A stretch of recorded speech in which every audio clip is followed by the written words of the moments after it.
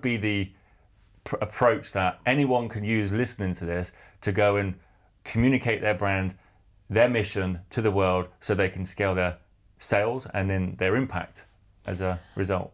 Well, first of all, is key is obviously you get as many opinions as possible. Now, obviously at the moment there's a lot of matches around, so it's why you? What makes you different? If you go to a journalist and say, hey, we launched matcha and this is what matcha is, so where they were like, yeah, I know about matcha. So it needs to be what is so different about yours. So key things is like take those USPs about your company. Maybe you are some sort of, person with an amazing story who healed their health. So if it's helped you in some capacity. PR again is about storytelling. So journalists want a story to tell. Obviously, if you've, the other thing with PR, which I didn't mention, is be everywhere. Like Red Bull started like that. So many brands was what they call guerrilla marketing, just got out on the streets. Try and be here, there and everywhere, even if that means going and say, there's a cool clothing shop that's opened up in where your town.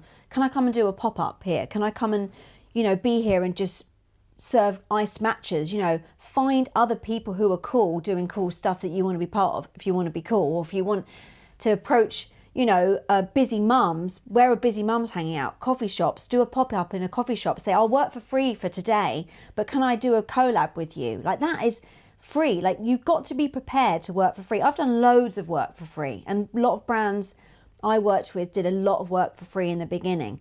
If it means giving up your weekends, evening job, working in the evening, whatever, you need to be everywhere.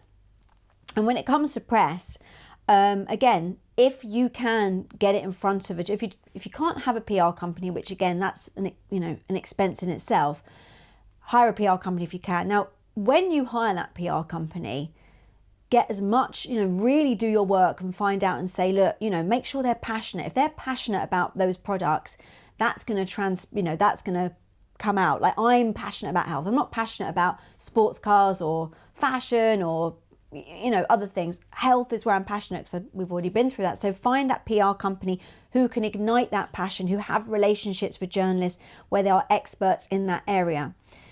Matcha would be examples. So you want to find a food PR agency or a PR who can do that for you. Or if you can't do that with yourself, is find out who the key journalists are who write about that. You can now look online, of course. You can go onto, AI and say, tell me who writes about these products. Look under that and then go and just say, hey, can I send you a product?